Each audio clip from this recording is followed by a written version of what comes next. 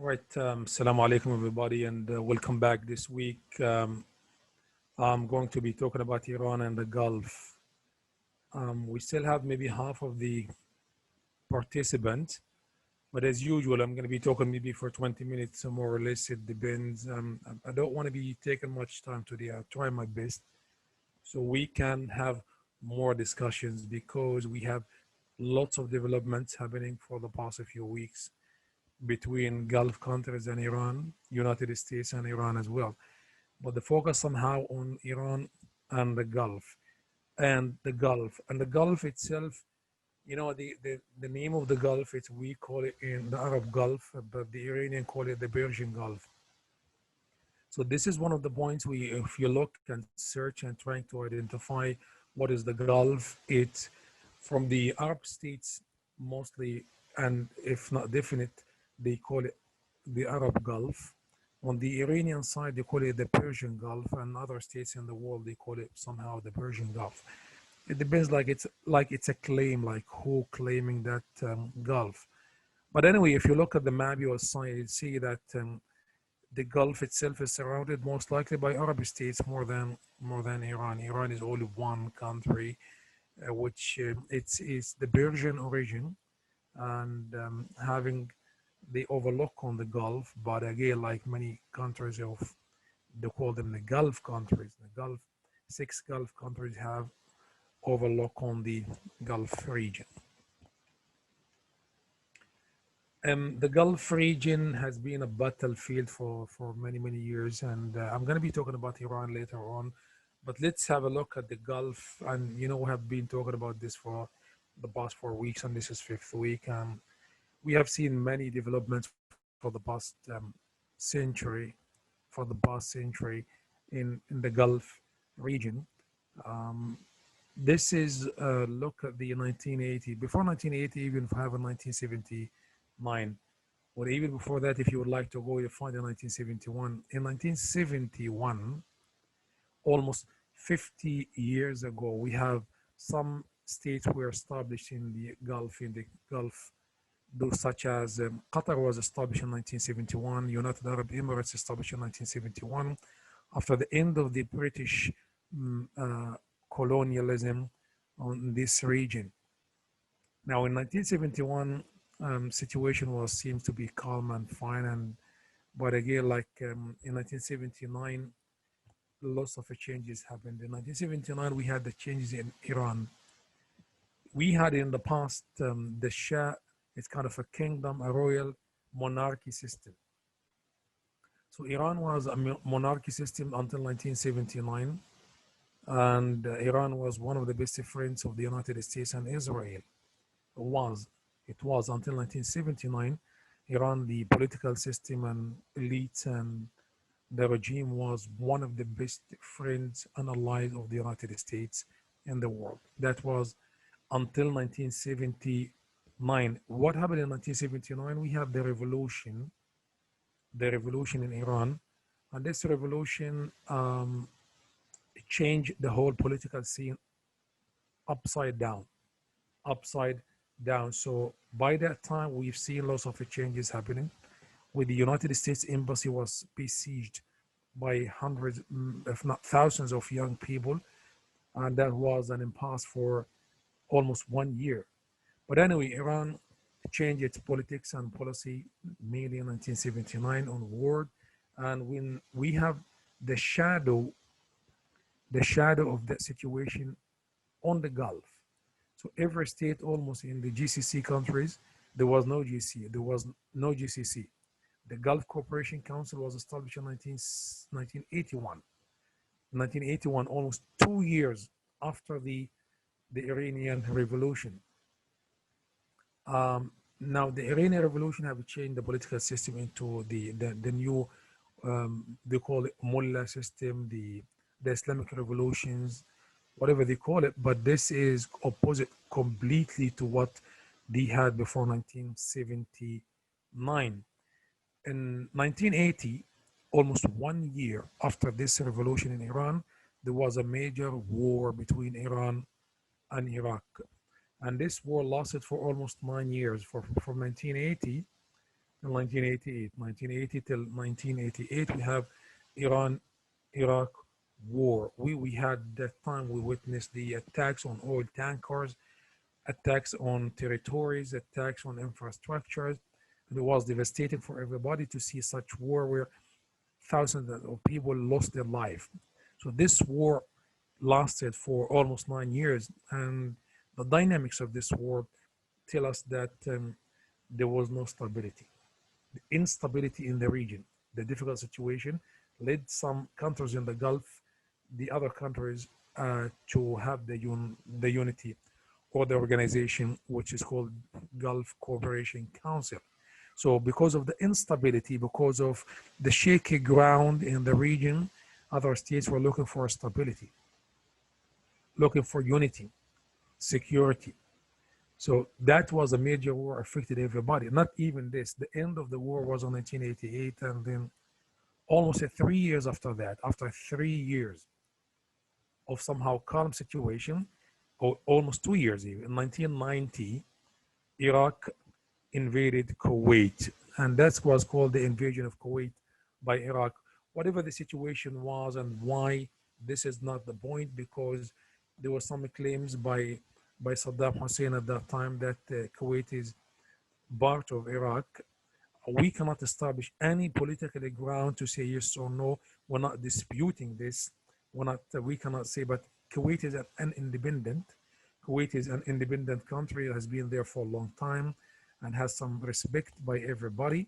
At that time, there was a mistake that almost like everybody known, that was a mistake made by Saddam Hussein to invade Kuwait at that time in 1990. It could be a trap. We have some analysis by some scholars saying that was a trap made by the United States because Saddam Hussein had the permission or the acceptance, indirect acceptance by the United States to invade Kuwait. But then again, like the state said, well, this is illegal.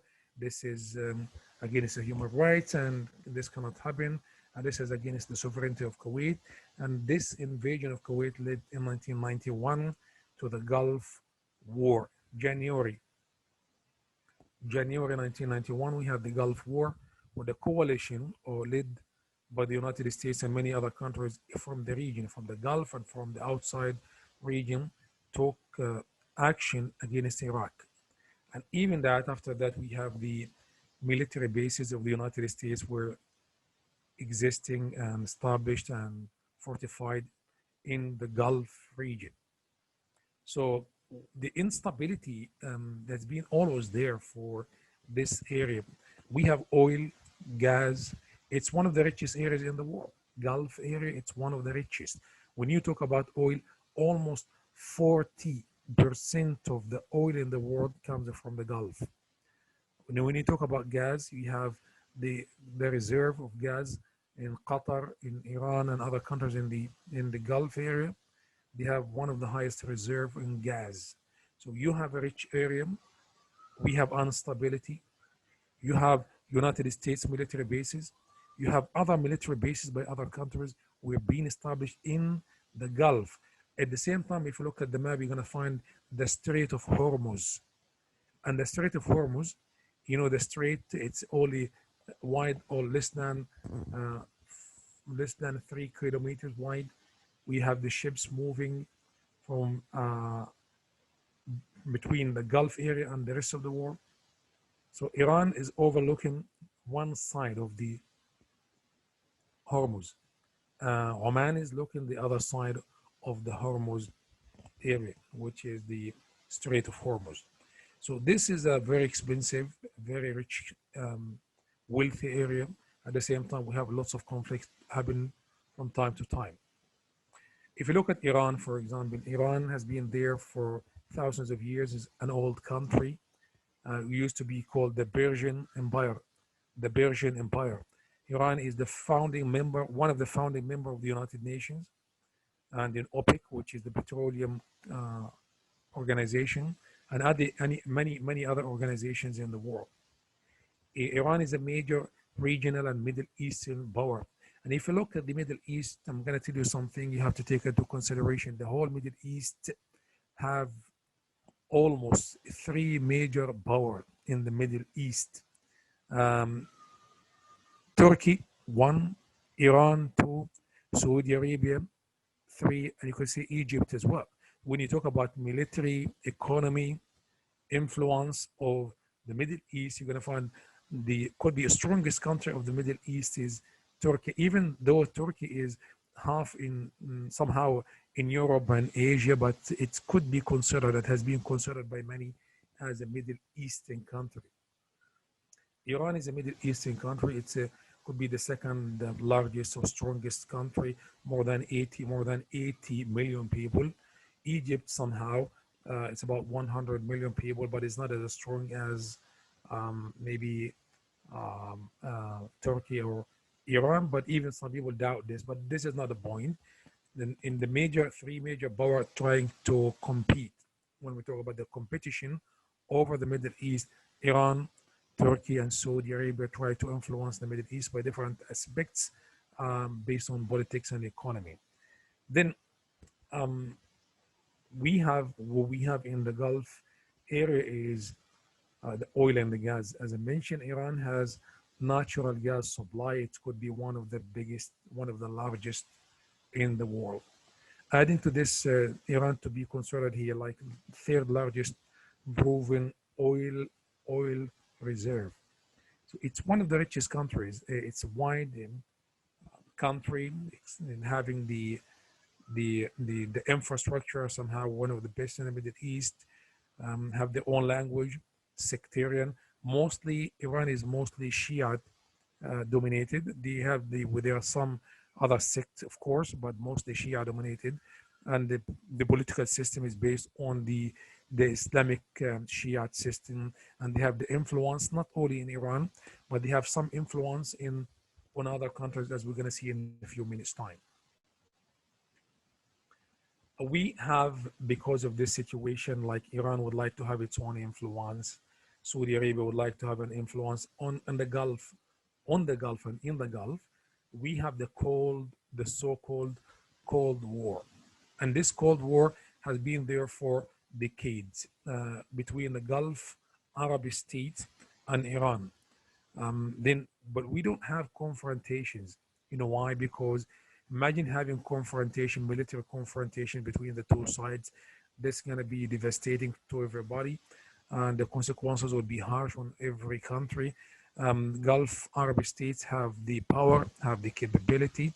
The same thing with Iran, have lots of capabilities and power. So if any confrontation takes place, we will see thousands, maybe tens or hundreds of thousands of deaths, destruction of infrastructures and buildings, and societies will be losing the meaning of life. So direct confrontation has not been happening. Then what we have is it's an indirect action, or it's what we call in political science proxy. It's a proxy war on behalf.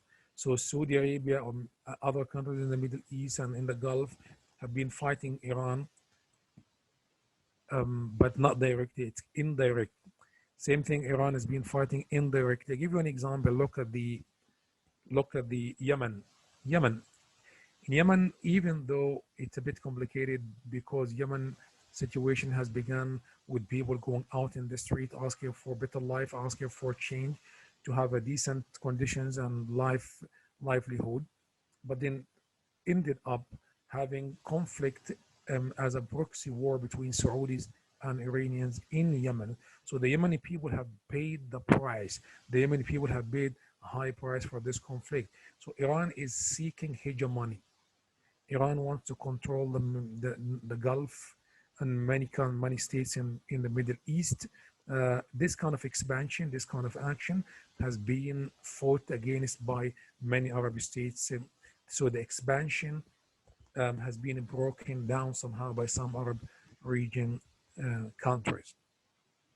Again, the main example we have here is Yemen, Syria, Lebanon, Iraq, and other countries I'm not going to name. But again, like you can imagine that the influence, let's say Lebanon have influence. You see the Iranian influence on Lebanon, the Iranian influence on Syria, and its influence on many parts of Yemen, um, and its influence and impact on Iraq, and have even trying to reach to many other countries in the Middle East. I mean, how and why this is a good question, because how and why, how, because they think, I think expansion, I mean, I'm not gonna say it's sectarian, even though many scholars believe that Iran would like to spread its own sectarianism or thoughts of Shiism into many countries in the world, especially in the Middle East. This is one thought. The second thought and the second opinion thinking and saying that with Iran would like to return back to its own power, strength as a country used to be called the Persian state and the Persian Empire, which there was there for many years or for thousands of years. So the influence of Iran in the region is very clear. You can see this. So that's caused the Gulf crisis in many aspects. I'm not talking now about the Gulf crisis as Qatar crisis, but I'm talking about the danger in the Gulf, the instability, the fightings, the indirect fighting between one side of led by Saudi Arabia and its own allies, and the other side led by Iran and its own allies. So you can see the split. The whole region, it's split between Iran and Saudi Arabia.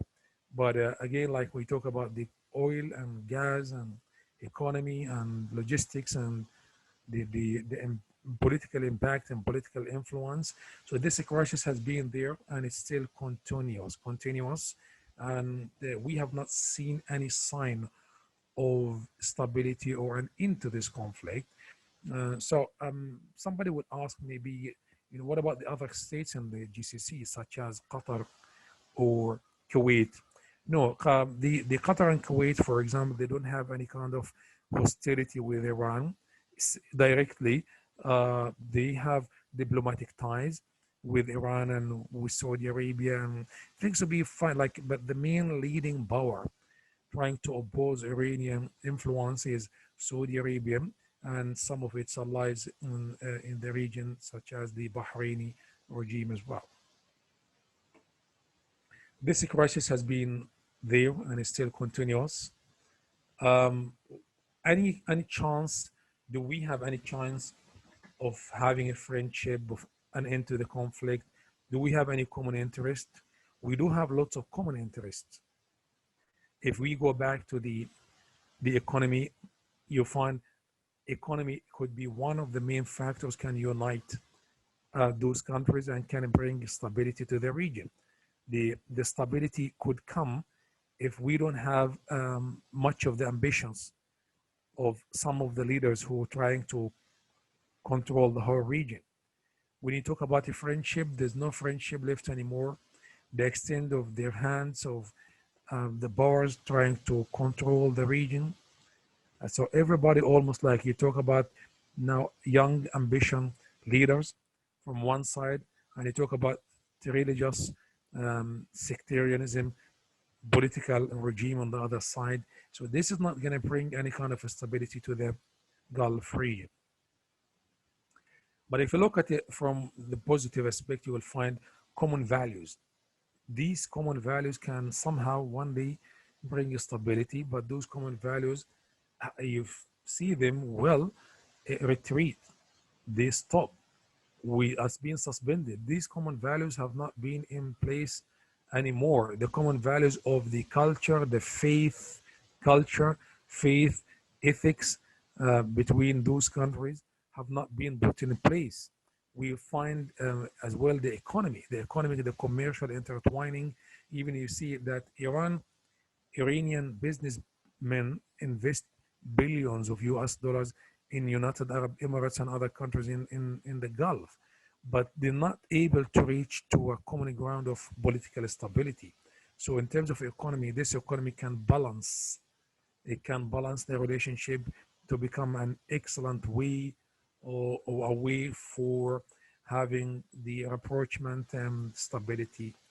But again, like if you look at the voice of reason, the voice of reason should be there always. The reasoning, stability is important. the Gulf countries cannot live without having stability. The fight and the hostility will not bring any peace. It's not going to have any kind of stability. The instability, the war, the conflict, the antagonism that's going to stay there, going to bring more collapse to the any possible relationship between these countries. So one of the papers I have already published, I mentioned this before, collective security in the Gulf. What I mean by collective security here, collective security, where we have the security becomes systematic. Collective as systematic security, it comes at the regional level where we could have one organization or one body who can impose such security for the sake of everybody, for the sake of all states in the Gulf, including GCC, Iran, Iraq, and Yemen. And this can be the foundation for long time positive aspect of trying to end any kind of conflict. Now, each country have its own way with the United States and the outside power, and you could see this in the next slide. As you're going to see, if you look in Iran, for example, has been sanctioned since 1979. Why it's been sanctioned? Because Iran in 1979 has the revolution, the Islamic revolution, and this was anti-American. Until now, the Americans have sanctions on Iran, and eventually in 2015, could see that in 2015, the nuclear or the atomic deal was made between Iran from one side and 5+1 on the other side. So the atomic or the nuclear deal in 2015, where the United States was able to come to a conclusion with Iran that we have to end the ambition of Iran of nuclear capability, because Iran is trying to enrich uranium to have nuclear power, and this could be for civilian purpose and could be for military purpose. And if Iran has this kind of capability, this would have a negative influence on the whole Middle East or the Gulf, some of the Gulf countries who are hostile to Iran. So 2015, the United States and some European countries reached a deal with Iran that Iran would not enrich the uranium. Sanctions will be lifted on Iran by the United States and other countries. But then what we have in 2016, we have the election of Donald Trump in the United States, who ended this deal. At least we can say the United States withdrew from the nuclear deal with Iran, leaving the situation into more tension and more hostility, having imposed more sanctions on Iran. You know, the Iranians are not happy with the situation and trying now, waiting for the new administration led by Joe Biden to come back to the nuclear deal. You could see lots of changes could be happening soon in the Gulf region with the changes. Every time we have changes between the administrations in the United States, we have the shadow of those administrations on the Gulf states. How as United States is a friend of most, if not every country of the GCC, especially with Saudi Arabia, it's about the interest. It's not about loving a story. It's not about like a friendship. It's about the mutual interests, especially for the United States. Now, this kind of a mutual interest is lasting as long as we do have this kind of interest. Now, at the same time, Iran are not happy with this kind of relationship between the United States and some countries in the Gulf. Now, my expectations that the Trump administration would have an end after a few weeks. We're going to be having Joe Biden. Joe Biden believes in human rights, stability. That's at least we have from his own statements. We cannot predict, or how can we predict from the statements, from his words, what he said, what he mentioned many times. He is not in support of human rights violations. He will be somehow tough with all kind of illegal activities at the international level in the Gulf, in the Middle East.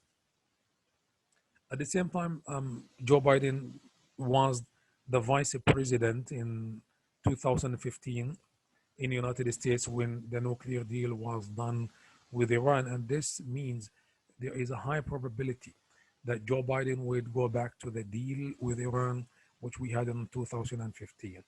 That means that would have the influence on some Gulf countries who are in hostility with Iran.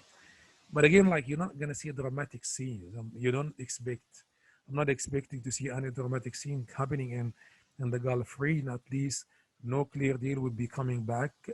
Joe Biden will not support Saudi Arabia or United Arab Emirates as uh, Donald Trump had done.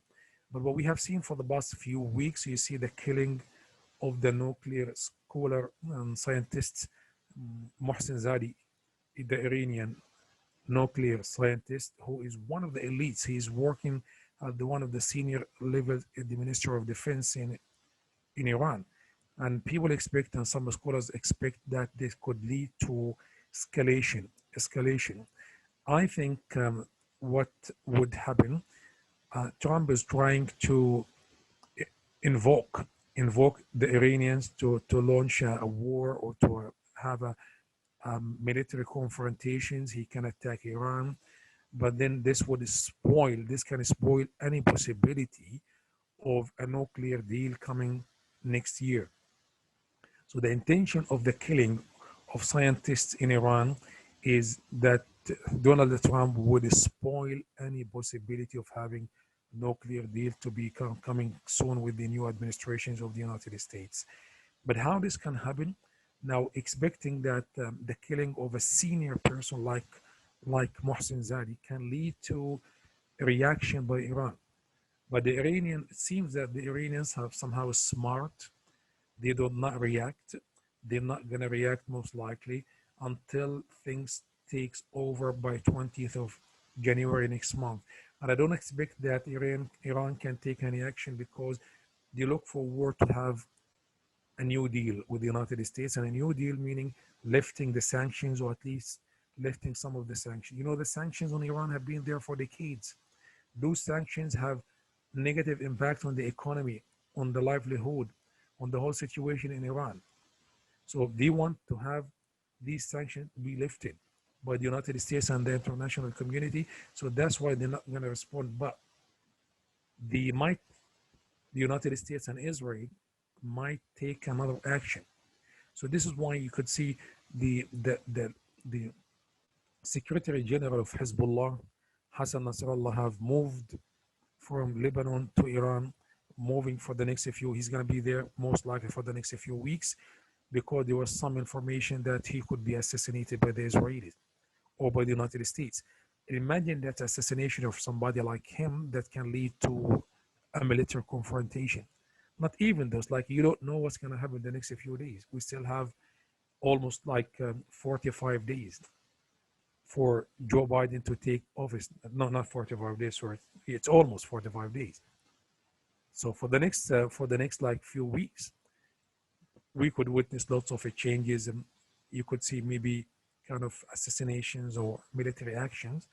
We have to wait and see, but this could be the situation. We have to be careful when we analyze the situation in the whole Gulf region. This is a region which has been tension for the past many decades. Thank you for your time, and we can have some questions now.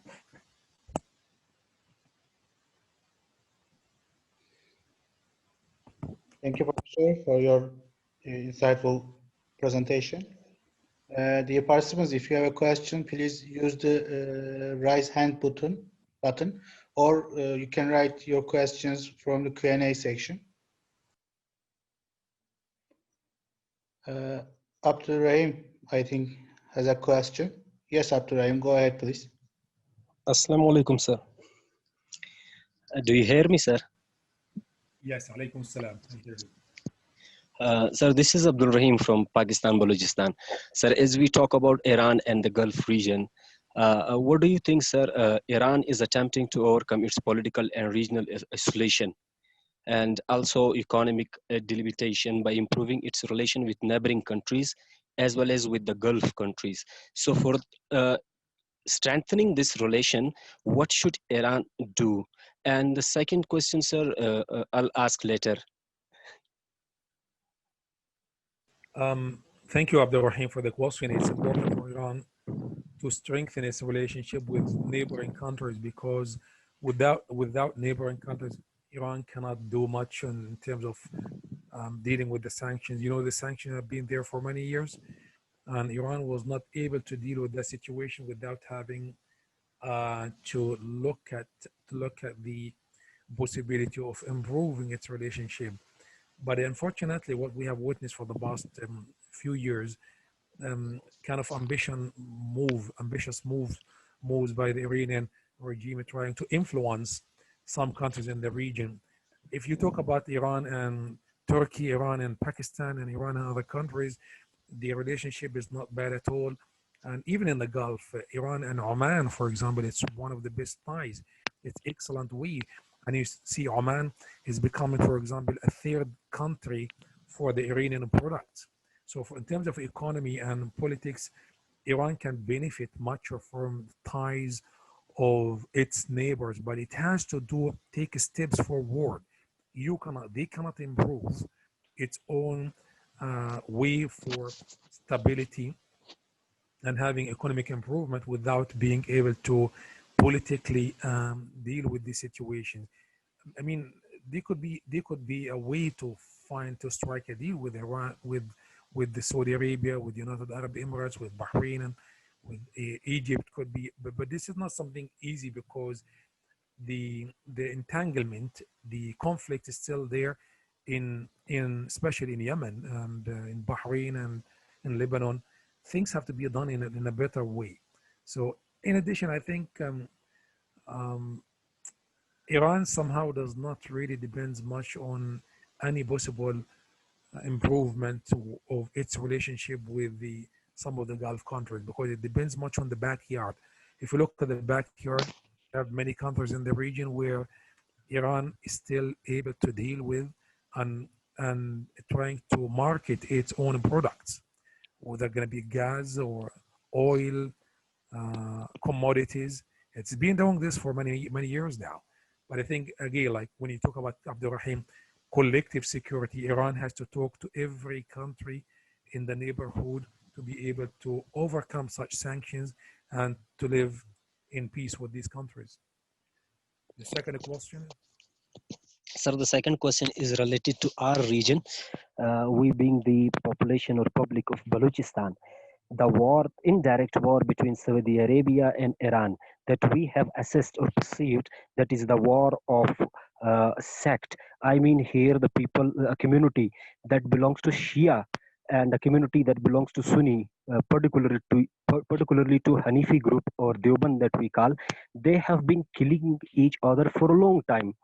So what I perceive is that this is actually indirect tug of war. I mean, they want to have influence or power between Saudi Arabia and Iran, and this war is being fought here in Balochistan. And what do you understand and what do you perceive? Will this war stop ahead, or will it continue in the future? Abdul Rahim, this is one of the most important questions. Believe me, that is the situation. I didn't want to talk about it. I didn't want to focus much on this side, but this is unfortunate. Sir, we This are is the the situation. direct victims of this war. Our elders, our ancestors, our scholars, our youngsters, our hafiz. Even I'm talking about on both sides. I'm not siding one side. I'm talking about on both sides. Here, people on daily basis have been killed, assassinated by unknown, and we really want to get rid of this war. Again, like this is very important issue, and this is what the situation has been. If you look at the conflict, not only in Balochistan, even in Yemen, in Syria, in Iraq, and other places as well in the world now, it becomes sectarian. It was not like this before. It was not like this. Now, the political regimes, especially in Iran, has somehow want to trying to change the whole scenery from political control to sectarian, One of my colleagues here teaching political science, he is Iranian. When I was talking to him about this, and he said it's clear, it's not about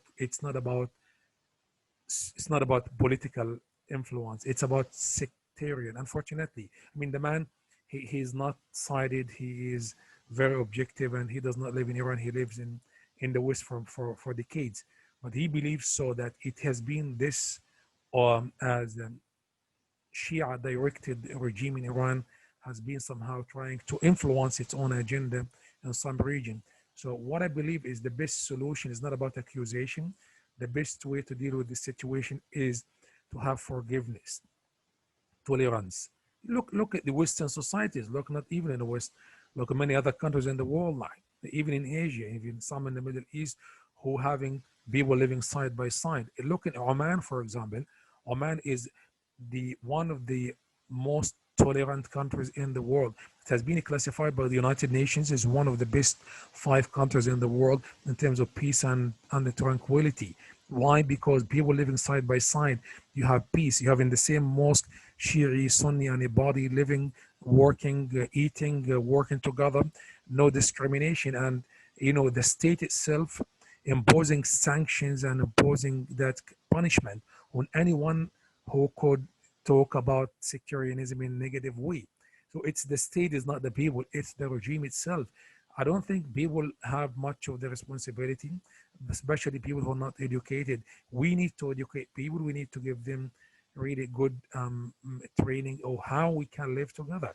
Again, when you talk about scholars, the Islamic scholars, some are from the both sides, some are from one side. Again, like some scholars who praise hatred, encourage hate, that can lead to conflict. That can lead to even more than we can imagine happening in Myanmar. Look at Myanmar. The Muslims have been killed in Myanmar by the Rohingya because of the monk were incited the soldiers to kill the people. This could be the situation. I mean, we have to look at the sheikh and the imams and the leaders of the Muslim communities who should incite peace, This is not happening, and this is costing the life of the people. But again, this is a major issue, and I don't think it's gonna stop soon. Believe me, if like 3-4 decades ago, 5 decades ago, we did not have this. There's a reason for this as well, not only coming from those scholars. It could be even sometimes some incitement from outside the region. But again, like it's about the belief and what we call the thinking, the scholars who think in a negative way. This should not be there, but it's happening and it's gonna stay. It's gonna stay, unfortunately. Hello, sir. Hello. Yeah, do you hear me, sir?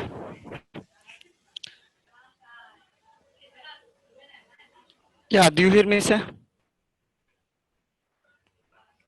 Yeah. My name is Abdurrahman Mahmoud. I'm from Somalia. Yeah.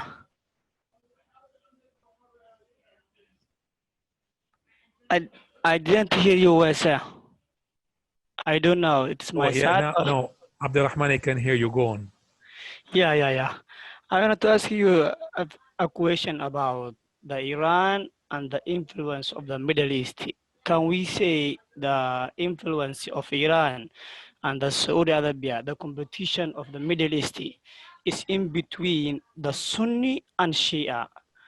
And the other question is, for this year, Iran lost one of their major prestigious body like Qasim Soleimani, the High Commander of Iran in Iraq, and the other is the Mohsen Zadi, the high scientist in nuclear in Iran, and was killed by the Israeli intelligence like Mossad. Can we say that those killing, Iran became to be stopped the influence of the Middle East, or Iran can get ambitious to be influenced like what they had before? That's the question there, sir. The first part, Abdurrahman, is about the Sunni Shi'i. In Islam, Islam is about one faith. Islam is one faith, but we do have schools of thought. And this is the way we have been teaching and taught and learning about this in some positive aspects, especially in Oman and in Palestine and other countries. We talk about one faith. Islam is one faith, but we have sect. And those sects, in fact, they are school of thoughts. Those sects or school of thought is not about to divide, it's about to unite. Meaning we work together, we talk together now. We cannot be having the same mentality. Sometimes we have different opinions, which is fine. As long as we don't deviate, we are not deviating from the main foundation of Islam. And the main foundation of Islam is the Quran and the Sunnah. And these are the basic elements, cannot be changed. All right. So what happens now, we have seen the school of thought where we have some extremists trying to impose their own way. And this can kill the meaning of peaceful life. Islam is about peace. The message of Islam is peace and security. It is peace and security and stability, and a human being comes first. Human, we look after a human being. So we have seen, not this is not about, even if you look for the past decade, for the past a few years, we have seen many factions who are extremists, factions such as Daesh or ISIS, and what they call themselves now, they want to have their own caliphate or the empire, the Islamic empire. And again, this is not the way Islam is taught. So now, if you look at Saudi Arabia and Iran, is it about sect or is it about politics? For me, my belief, I think it's about influence on politics, because it's not about, because even you look at the act, you look at the way the acting, you don't think really it's about the influence of Islam, influence of the way they think. Like, I mean, if you are allied with United States, I don't think this is that about Islam and Islamic values. If the other side is allied and use its own way to kill other, like, you know, killing Muslim is prohibited by all means, whatever and however they think, right? So I think this conflict is about political influence, but the using sectarianism to encourage more people to join them. But it's about political enthusiasm and political influence more than anything else. Other question? I did not get the other question, Abdul Rahman. If I repeat you, as I mentioned before, the Iran lost for this year one of their two body, like Qasem Soleimani, the High Commander of Iraq, and the other was killed by the Israeli intelligence spy for what we can call a Mossad, like in Iranian territory. Can we say both two killing, Iran became less influence the the Middle East and the other side of the part of the world? No, I don't think so. Iran is still influential country in the Middle East and have its own allies. Iran have its own influence on many capital cities in the Middle East. It have its own associate and political parties. The killing and the assassination of Qasemi and Zadeh does not lessen or reduce its own power. But Iran cannot fight the United States. Simply, Iran it cannot fight the United States. U.S. is a superpower. It's the greatest power in the world, and Iran will not be able to do much on this. You know the consequences. You know what would happen to them. That's why. But Iran still have its own influence in many countries in the Middle East. Next question. Hello, Professor. May I ask a question? Hello. Yes, Safet. Yes, I'm Safet. I'm from Turkey, and thank you for the great talk. And I would like to ask about the Iranian influence in the Middle Eastern region. And you said that, if I'm not mistaken, the Iran has been spreading the Shiism in the Middle Eastern region, right? Or trying to spread the Shiism in the Middle Eastern region. And if we look at the general speaking, if we look at the Ottoman primary sources, we see that the Iran also tried to spread the Shiism in the Ottoman realm, including the Middle Eastern region and Turkey, which constitutes the core land of the Ottoman Empire. My question is, Does Iran try to spread the Shiism in Turkey? Why? Why not? Could you give me information about it? Thank you so much. Because Turkey also is a Sunni state and Islamic and Sunni state. That's why I'm asking. Thank you so much. Safet, you always asking the difficult question. It's not easy. This is not something easy for me. I don't know really. I don't have much information about, the influence. Turkey. Turkey is one of the most influential countries in the Middle East and in the world. Turkey in the Balkan areas as well. Turkey was the empire, the Ottoman Empire, which lasted for more than 5 centuries. So when you talk about Turkey, you talk about history, politics, economy, wisdom, ethics. So it's not easy to influence Turkey and the Turkish people, even though there could be some attempts, but these attempts will not make much changes because of the Turkish influence and the preaching and the teaching of the people. I mean, again, like Safed, look at the how people could be influenced, how they could be influenced. And yourself and myself and everybody else, we grown in a society. You could be a Sunni, I could be a Sunni, could be somebody a Shi'i. They grown in a society. Not easy for anybody to change from one sect to another. But most likely people who change because they need. So most likely when they go to the poor area, they give them money, they teach them, or find people who are illiterate, who don't know much, they teach and preach. So it's educational and it's at the same time money supporting them. I'm not sure how in Turkey this could be, especially the influence. People are educated, people have their own sect and belief for hundreds of years. Not easy. Like some people can easily convert even from Islam to Christianity or Judaism. Same thing. We have many people from different faith have converted, become Muslim. We have witnessed this, but it's not. We're not. When you talk about the widespread, when you talk about widespread influence on societies, this is happening mostly on poor societies in Africa, in some places in Asia. People need the money, they need the livelihood, they could be influenced. So when you have a mission, it's like missionary. You know what happens with Western societies? Some Western societies went to Africa and Asia and picked up the poor countries and societies. They went as missions and they give them education and food. People don't know much about even the faith and God and Allah. So those missions go and feed them and teach them the way they want. This could be the same situation when you talk about missionary nowadays. Though, some scholars who send their own aids and they go sometimes themselves and to spread the message of whatever sector to many places in the world. And we have witnessed this, like Abdurrahim have mentioned this from Baluchistan.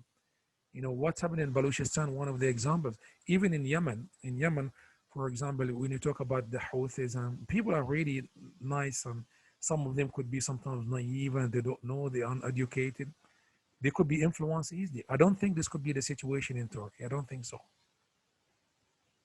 Thank you so much, Professor. We have some questions here. Anybody would like to ask, or I can read?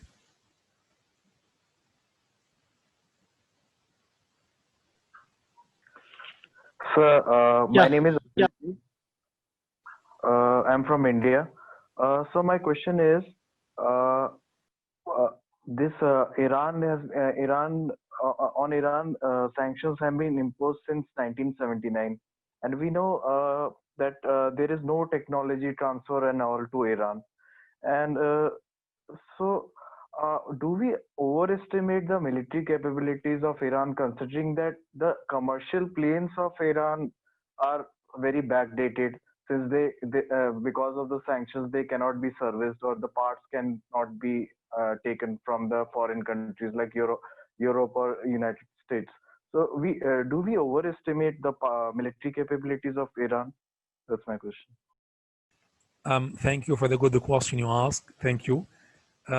Even though Iran has been under sanctions for a few decades, but we have two ways, two sources. Iran has been able to import and export its goods and importing technology from many countries in the world. You have some Asian countries and some regional countries have been dealing with Iran. I think even Russia have been dealing with Iran, and China has been dealing with Iran because those superpower cannot be influenced by the United States. So this makes it easy for Iranians to import technology. For the past few decades, Iran has been manufacturing its own technology. We have seen airplanes, tanks, long-range missiles. So Iran is not an easy country, is not like, say, naive people, smart. They have one of the best diplomats in the Middle East. They have some of the machinery where they are able to manufacture. When you talk about nuclear capabilities, come on. I mean, nuclear capabilities, how many nuclear countries in the world? Anyone knows? We have nine nuclear countries in the world. The five permanent countries of the Security Council, which is United States, China, Russia, France, and Britain. Those five nuclear countries, in addition to India, Pakistan, North Korea, and Israel. Those nine countries. Now, Iran is trying to be a country where having the nuclear capability, having the atomic bomb. No easy country can do this without technology, without able to reach to the outside world. Iran has been connected to many countries. Sanctions have been imposed. Many money, the Iranian money, billions of US dollars of Iranians have been sanctioned by the United States and in different banks in Europe for a few decades now. But it's time. Iran is able to manage because it has oil and gas, and they could sell this to China, to Russia, to some regional countries, and they have been able to manufacture. They have technology, they have education. I think they have some of the best universities in the Middle East as well. Next question.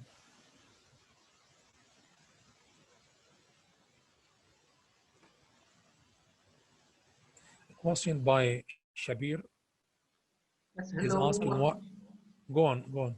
Yes, Dr. Albasoos, thank you so much for your very good presentation. I have a question. Do you think that regime change in Iran, for example, will be good for the whole region to encourage a more democratic, more open society?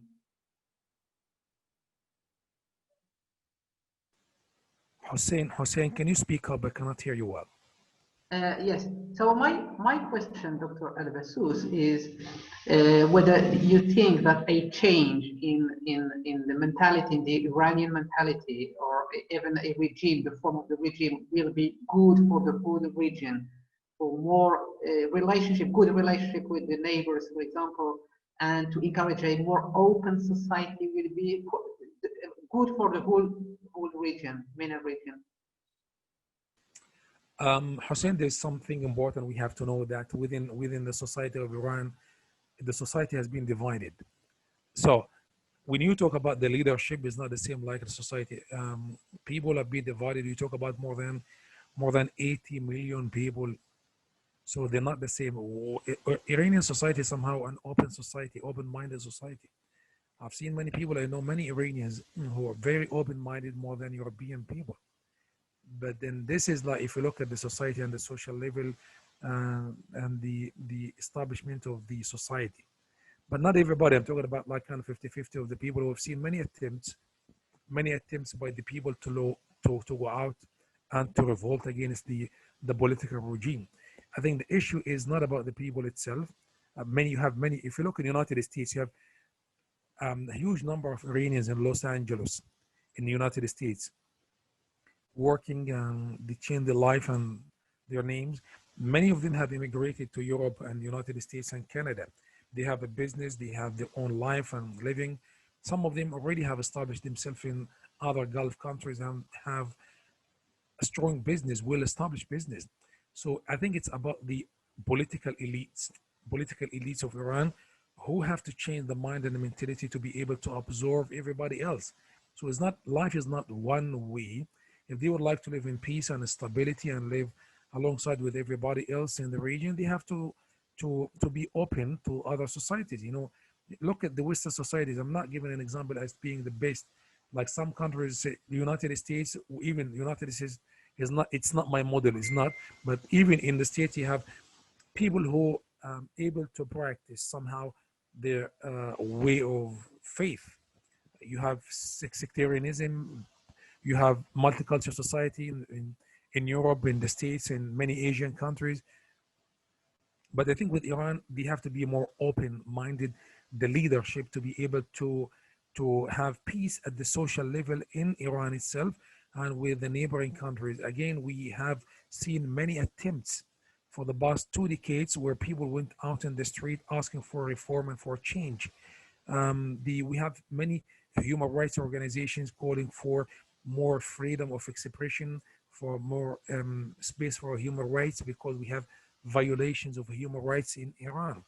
So I think the leadership have to change their mind and mentalities. People are educated. People in Iran, very well educated and cultured people. They have their way of social life, very smart people. But I think the conditions they live in makes it difficult for them to be able to have a better situation. I think if the political regime if change in Iran, you could see much changes in the whole region in terms of peace and stability.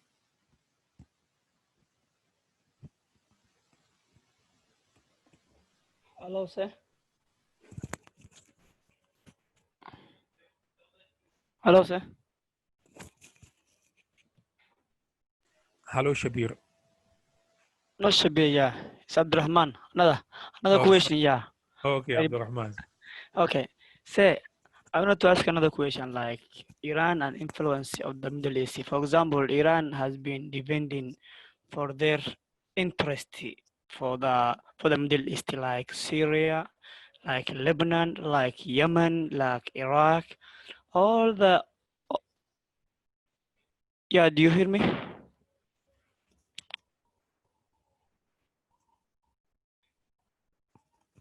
Hello, sir. Yes, I can go on. Okay, Iran has been defending for their interest, like Syria, like Iraq, Yemen, because of as you already mentioned, the school of thought, like Shia faith, like Shia faith. For example, the conflict between Armenia and Azerbaijan, like for this month is like Nagorno-Karabakh. Iran has been defending for the Armenia because of their interest. Can we say Iran most of of their interest are to try to defend what we can call their religion affiliation about about the Shia faith? Can we say, or can we say Iran has been defending for their real interest? My belief personally, looking at the situation, Iran somehow will have its own influence as a political influence in the region. As I think there's a dream for the Iranians to have the Persian state.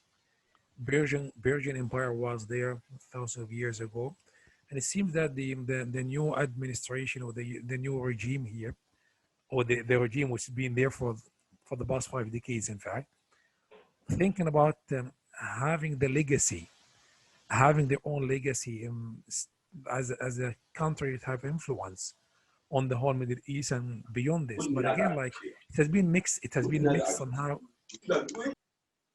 It has been mixed somehow with faith, with sect, because when you talk about this regime, they call the Islamic regime, the Islamic revolution, the Islamic state, the Islamic Jamhuriyah.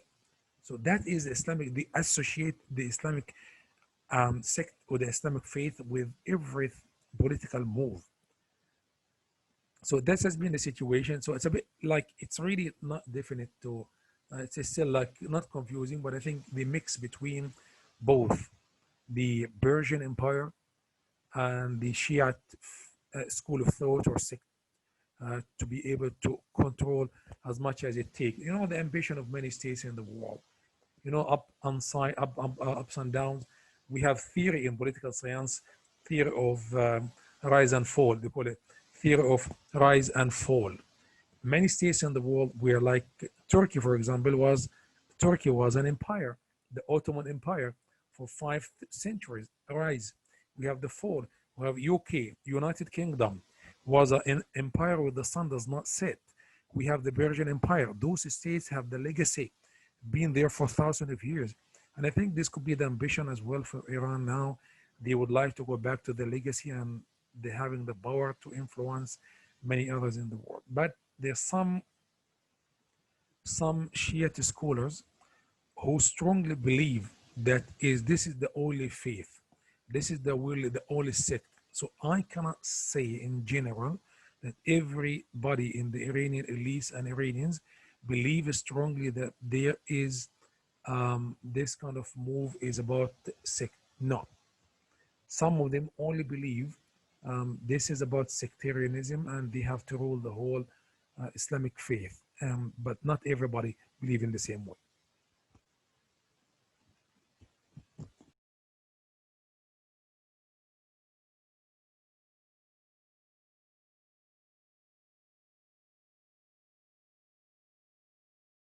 We have a question from Shabir. Shabir is asking why Iran developed more in scientific research than the rest of the Gulf. That's a good question. Second, Iran protected its Islamic culture than the rest Gulf countries who easily adopted Westernism. Why? Thank you, Shabir. Very good questions. When you talk about Iran and research, it's fact it's not the only.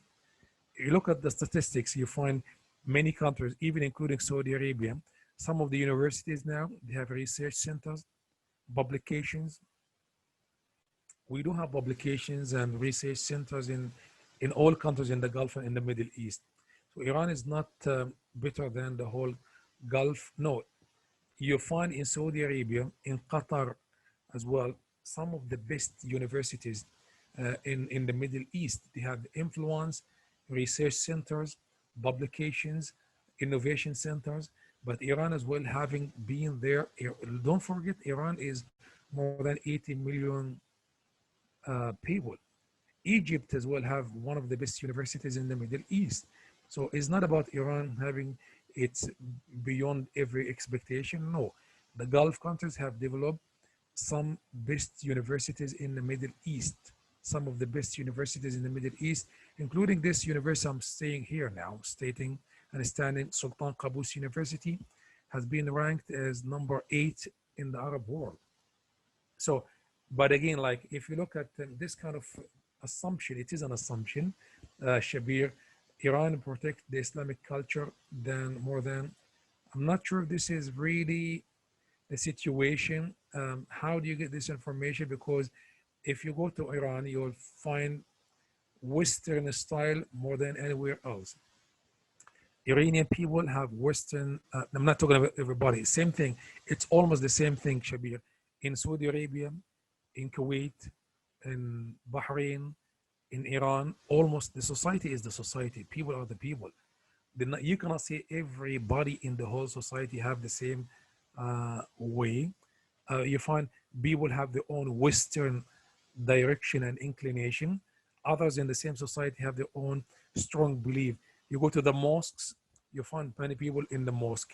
You go to the cafes and clubs and many places, you're going to find many people. So it's the same thing always and almost in the same in Iran and in the Gulf countries about the Islamic values. We do have some Islamic values in every country in the Gulf. Islamic values, some people are really conservative, very conservative. Some people very open-minded. It's the same thing in all countries. Any other question?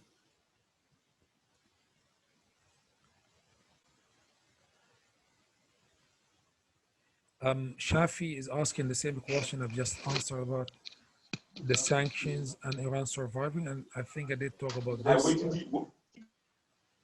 Go on.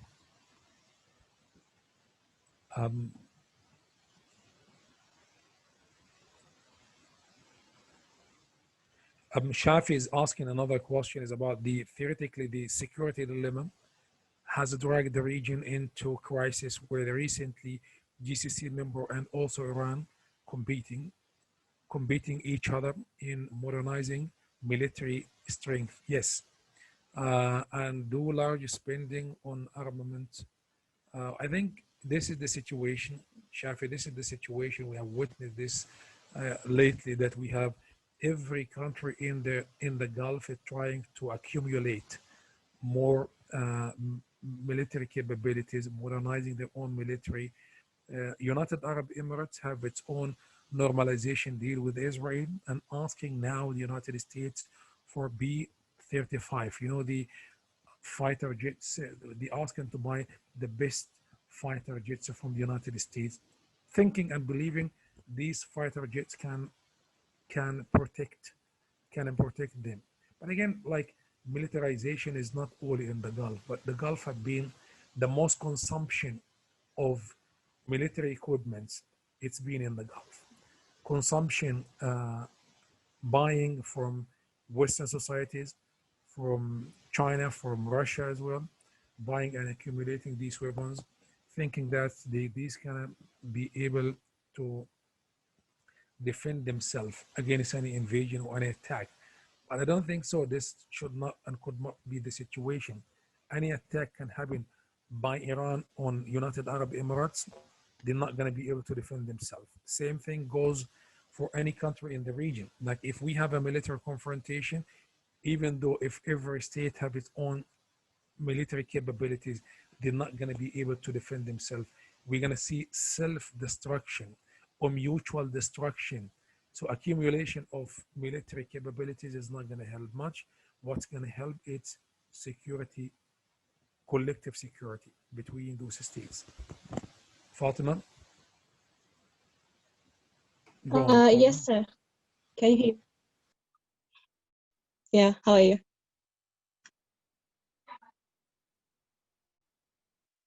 Yes, Fatima, I can hear you. Go on. I just raised the question that why do you think that, you know, KSA and Emirates, they raised this current war against Yemen while they have very strong relationships?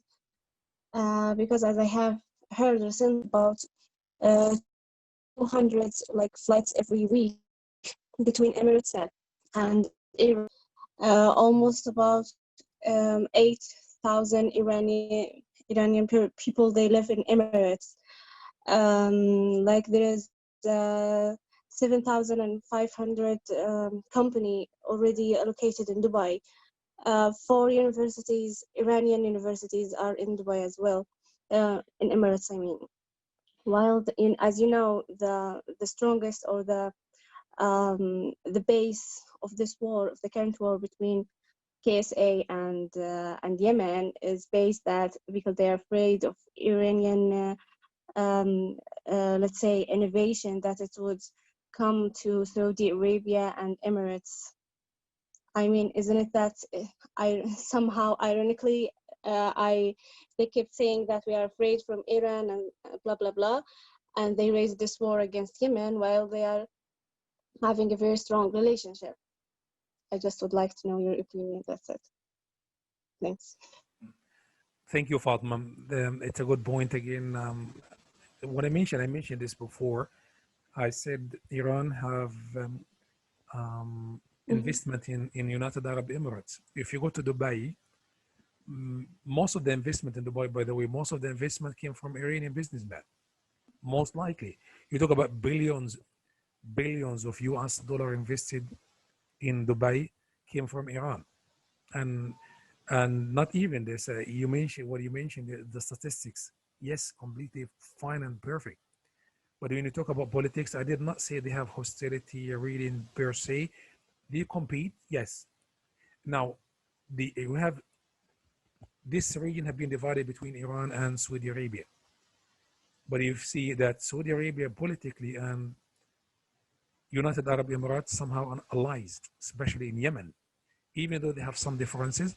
But I believe eventually what we do have, we have different power, we do have competition, and every country trying to have its own influence. Yani, what I mean here, Iran would like to have the influence on the Middle East and especially in the Gulf. Same thing goes for Saudi Arabia. What about United Arab Emirates? The Emiratis are somehow trying to think in a smart way, by having their own normalization with Israel and the influence of the United States and the alliance with the United States. They have been fighting the fight in Yemen. Why are they fighting Yemen? Who are they fighting in Yemen? This is a good question as well. I mean, Emiratis are trying to give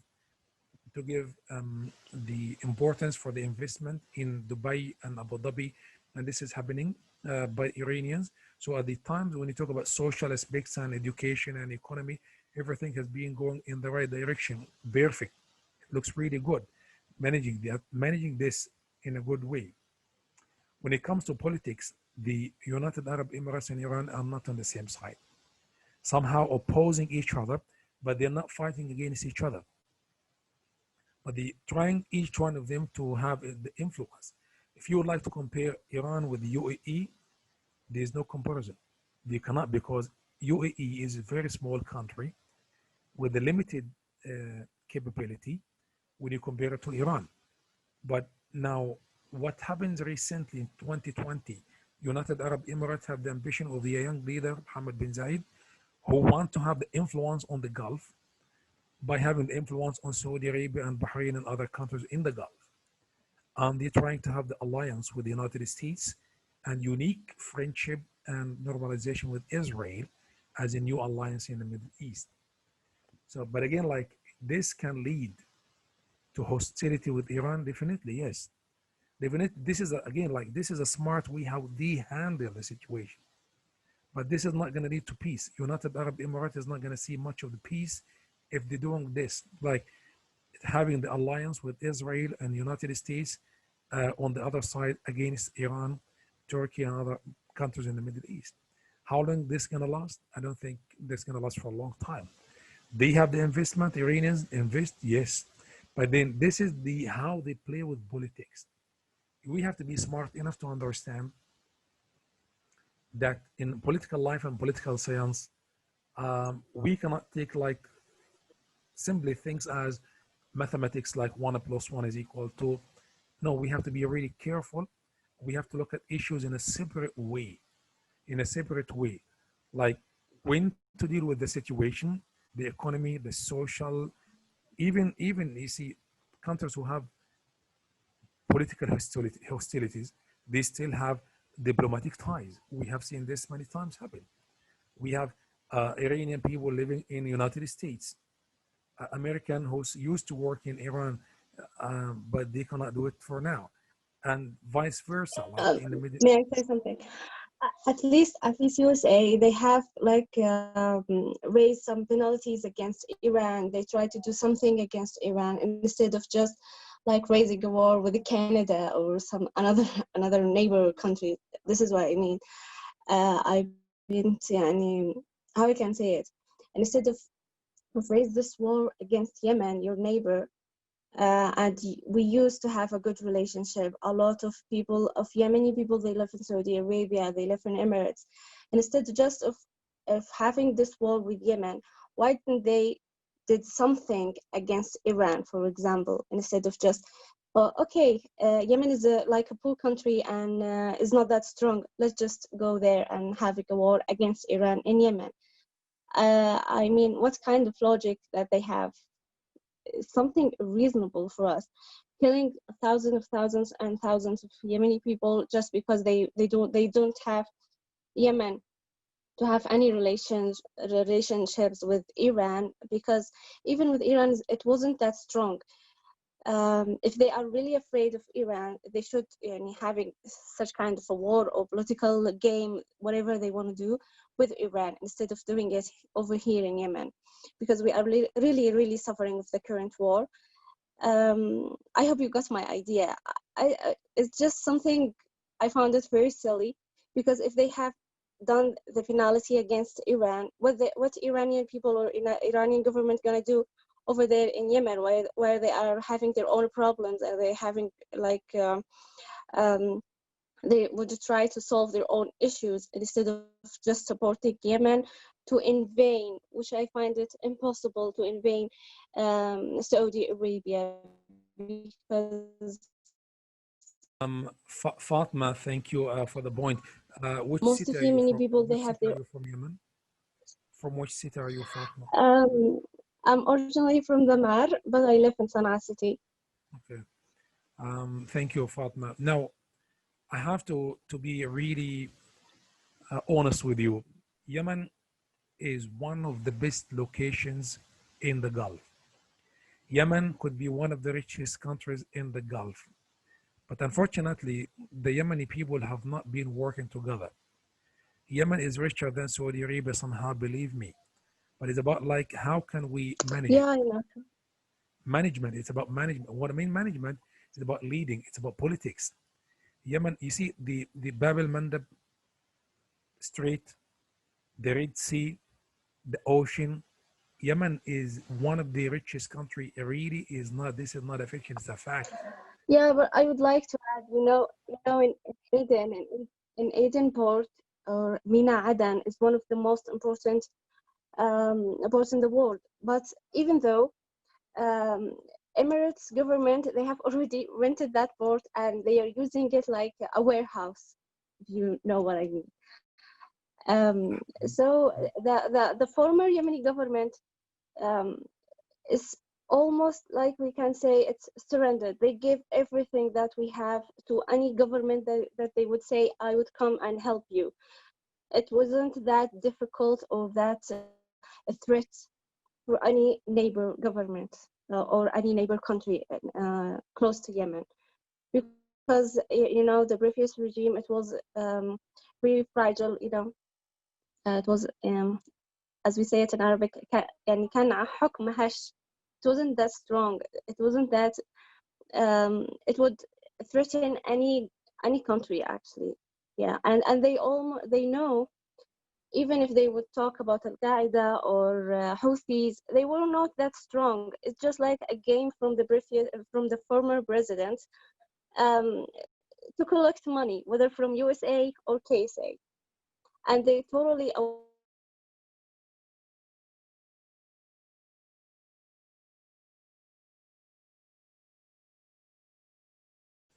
Hello, Fatma.